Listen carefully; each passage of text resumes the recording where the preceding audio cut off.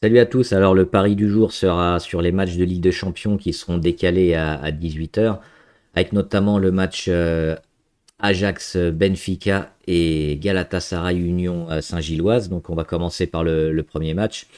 Et c'est le match à ne pas perdre, hein, où les deux équipes sont en dernière place, hein. Benfica 35e et l'Ajax 36e. Le perdant sera certainement éliminé de la course à la Ligue des Champions, à moins d'un miracle. Et c'est la dernière chance peut-être pour se qualifier. Alors on a quand même deux beaux noms, mais pas forcément de beaux clubs. On a vu, notamment cette année avec l'Ajax, que c'était une équipe assez moyenne pour pas dire faible. On va regarder notamment ce qu'elle a fait avant la Ligue des Champions, hein, ce qu'elle a fait en championnat. Elle est seulement sixième de son championnat, à très très loin du PSV Eindhoven par exemple, avec 14 points de retard. C'est assez moyen et on se rappelle notamment de la prestation très moyenne contre l'Olympique de Marseille. Elle a fait que perdre, hein, l'Ajax en Ligue des Champions. Donc une équipe pas vraiment très forte qui va recevoir le Benfica. Benfica qui est troisième de son championnat. Alors à 6 points de Porto, à 3 points du Sporting, mais qui est plutôt là. Elle aussi, elle a complètement loupé son début en Ligue des Champions. Le championnat est toujours dans le coup, mais si on regarde un peu plus près, notamment les matchs du Benfica en Ligue des Champions, on se rend compte que elle a quand même joué pas mal de gros. Alors elle a joué le Bayer Leverkusen. Alors c'est plus le Bayer de Leverkusen de Xabi Alonso, mais ça reste quand même une valeur sûre. Elle a perdu à domicile 1-0. Elle a perdu aussi contre Newcastle en Angleterre. C'est toujours compliqué, hein, de se déplacer en Angleterre face à des bonnes équipes. Et puis elle a perdu également contre Chelsea. Là aussi, déplacement en Angleterre. Donc trois matchs, trois défaites, mais trois adversaires plutôt très forts. Donc là, ça pourrait être jugé vraiment sur ce match-là.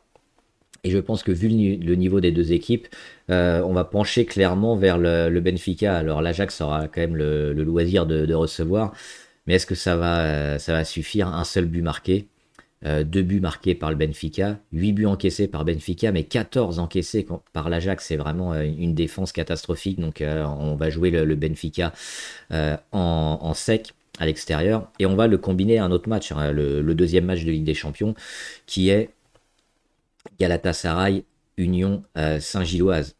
Là, on a quand même deux équipes, on va le voir dans leur championnat, qui sont leaders. Le Galatasaray, leader en Turquie, avec un point d'avance notamment sur Fenerbahçe.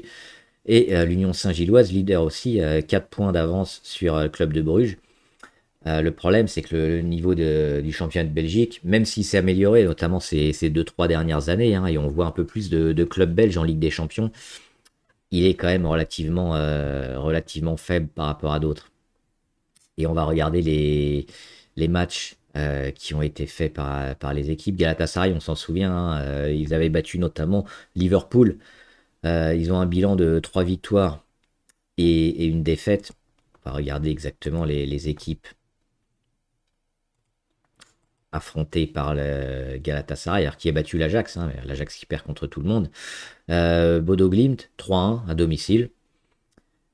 Et une victoire donc contre Liverpool à domicile. Et la défaite, elle est à Francfort. C'était la première journée, hein. Ils se sont fait écraser 5 buts à 1, mais après on a vu qu'ils ont enchaîné 3 victoires consécutives. Donc ils sont bien revenus, le Galatasaray.